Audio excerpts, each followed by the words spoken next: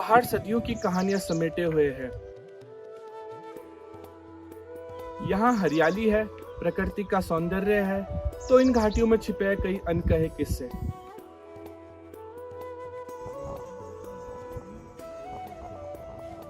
पहाड़ की गोद में आते ही तमाम कहानियां उभर आती है। आज हम आपको ले चलते हैं उत्तराखंड के एक ऐसे गांव में जहां बसा है देवी देवताओं का वास। ये गांव बसा है देवदार की घनी घाटियों के बीच। देहरादून से 90 किलोमीटर दूर बसा है एक गांव जिसका नाम है औंतड़। टिहरी गढ़वाल के जौनपुर थत्यूड़ ब्लॉक में ये गांव स्थित है। सबसे पहले आपको बताते हैं वो अनसुनी छोटी सी कहानी कि कैसे इस गांव का नाम औंतड़ पड़ा। कहा जाता है कि उत्तर प्रदेश के कन्नौज जिले से एक दंपति धनौल्टी घूमने जा रहे थे। तभी उन्होंने रास्ते में किसी से पूछा कि ये कौन सी दिशा है, तो किसी व्यक्ति ने उन्हें बताया उत्तर। उनको ये समझ में नहीं आया और गलती से उनके मुंह से निकल गया औंतड़। बस इतना ही था और तभी से इस गांव का नाम औंतड़ पड़ गया। पहाड़ों में मंदिरों की अपनी खास अहमियत है। अब हम चलते हैं इसी गांव के इस मंदिर में।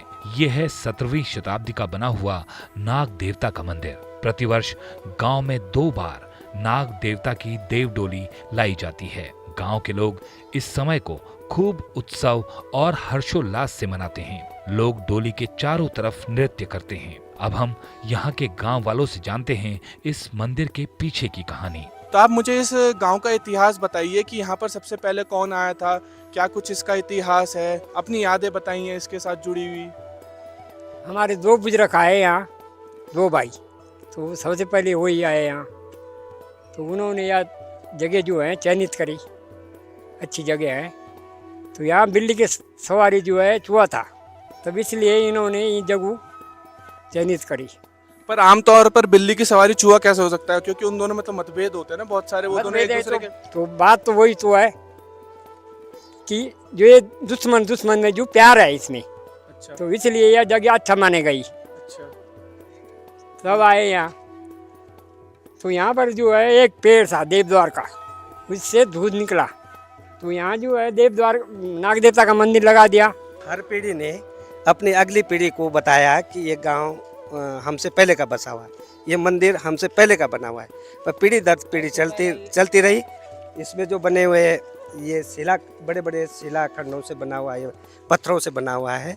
वो बहुत हाइट के लोग रहे होंगे और उन्होंने इतने बड़े बड़े पत्थर जो है इसको इकट्ठा करके जो है, ये कहते हैं कि 9 गज के आदमी रहते थे, लगभग 8 मीटर के लगभग के लोग रहते थे।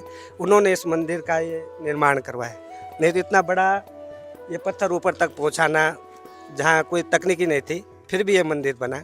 9 गज्जा लोग थे, वो 28 हाथ के थे बंदे। 9 हाथ का उनका जूता था।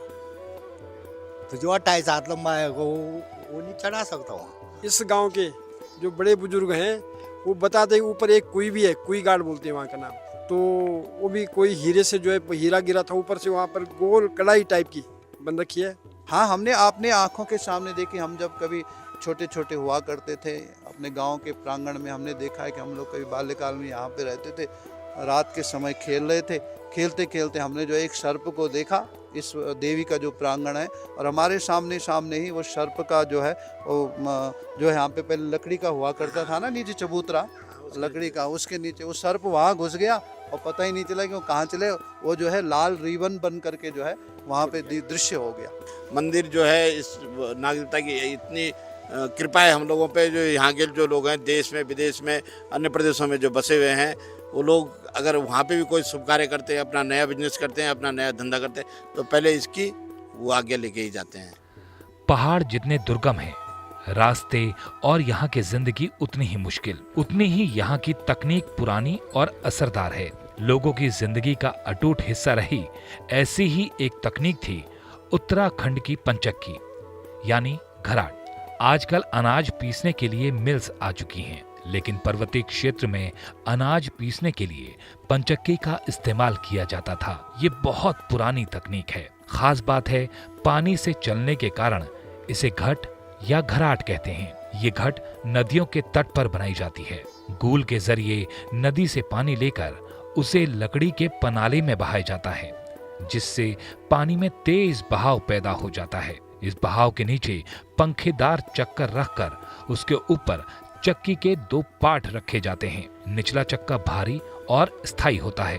पंखे के चक्कर का बीच का ऊपर उठा नुकीला हिस्सा ऊपरी चक्के में इस तरह जुड़ा जाता है कि पानी के तेज बहाव से ये पूरा सिस्टम घूमने लगता है। पानी में बहकर आने वाली घास पात को रोकने के लिए अलग से व्यवस्था की जाती थी। इस पंचक्की की खासियत है कि इससे प्रदूषण नहीं होता। ये जितनी परंपरागत तकनीक है उतनी ही सस्टेनेबल। आजकल बिजली या डीजल से चलने वाली चक्कियों के कारण कई घराट बंद हो गए, कुछ बंद होने की कगार पर हैं। ऐसे में देखा जाए तो उत्तराखंड की वादियों में छिपी ये पुरानी विरासत अब लुप्त होने की कगार पर है। पहाड़ से जुड़े लोगों के लिए ये किसी दर्द से कम नहीं। 6 महीने लगातार चलती है बरसात समय। इसमें कितने, एक बारी में कितना किलो आटा या कितना क्विंटल आटा इसमें पिसता है? मतलब 24 घंटा में 1 कुंटल आसपास पिसता है। सिर्फ गेहूं का आटा पिसता है या फिर और किसी चीज का भी आटा? गेहूँ, कोदा, झंगवारा सभी हमारे जो होता है पहाड़ों में ना, मंडवा सारा पिसता है। दिन भर में, एक दिन में कितने लोग आटा, कम से कम आटा पिसवाने आते होंगे यहाँ पे? कम से कम एक दिन में आते हैं यहाँ 3-4 लोग तो ऊपर ही। पहाड़ का आर्किटेक्ट यहाँ के मंदिरों और बस्तियों के बिना अधूरा है।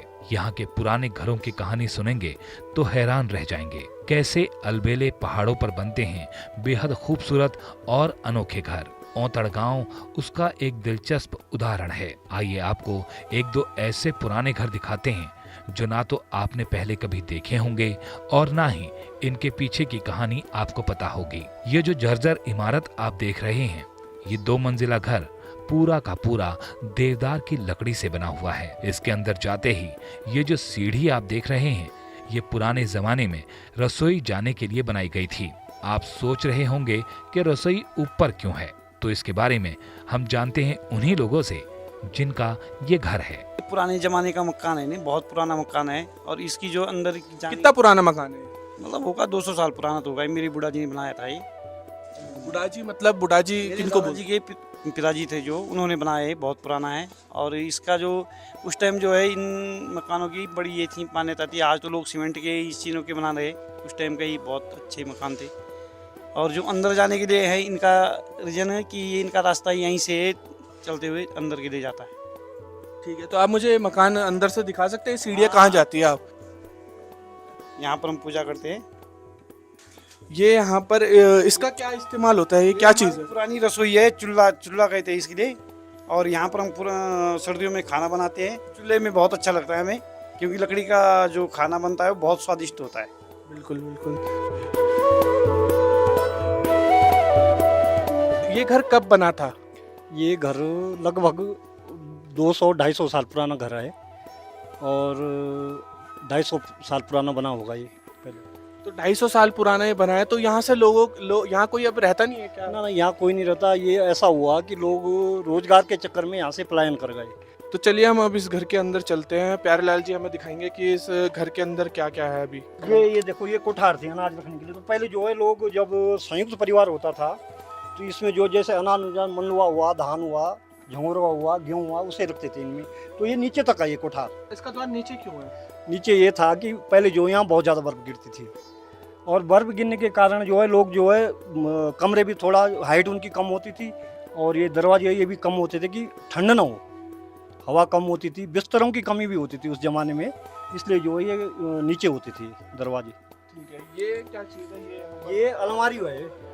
अलमारी ये सामान रखने की अलमारी है, इनमें जो है सामान रखा जाता था।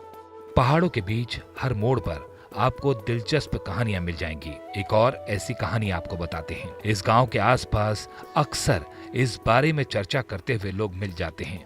गांव से 200 मीटर दूर एक ऐसा पेड़ है जो कि भारी बारिश में बिजली के आने से फट गया था। इस पेड़ के अपने आप चिरने के बाद एक कहानी यहाँ पर गांव वालों ने बताई। बताते हैं इसी जगह पर गुजरे जमाने में रोजाना रात को एक रोशनी चमकती दिखती थी और कई आवाजें भी आती थीं।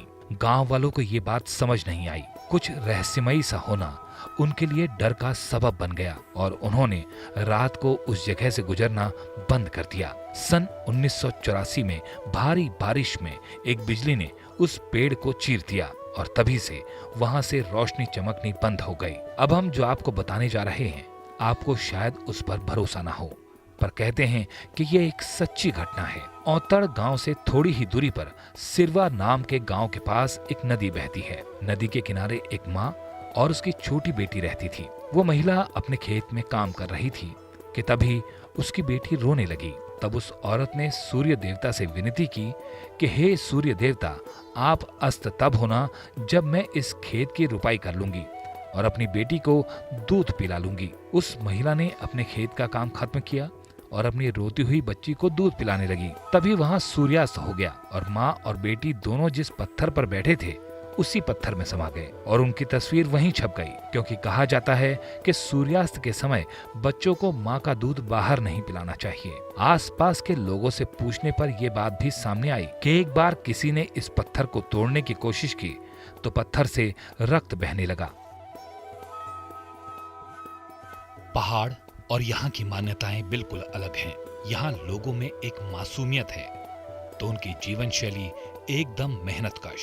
बदलते वक्त के साथ पहाड़ की रौनक और अनोखेपन से लोग दूर न हों, इसलिए लोकल 18 की इस स्पेशल कड़ी में आपको हमने उत्तराखंड के गांव की अनदेखी कहानियों से रूबरू कराया। ऐसी ही अनोखी कहानियों के लिए जुड़े रहिए हमारे साथ। फिर मिलेंगे अगली किसी जगह पर नई कहानियों के साथ।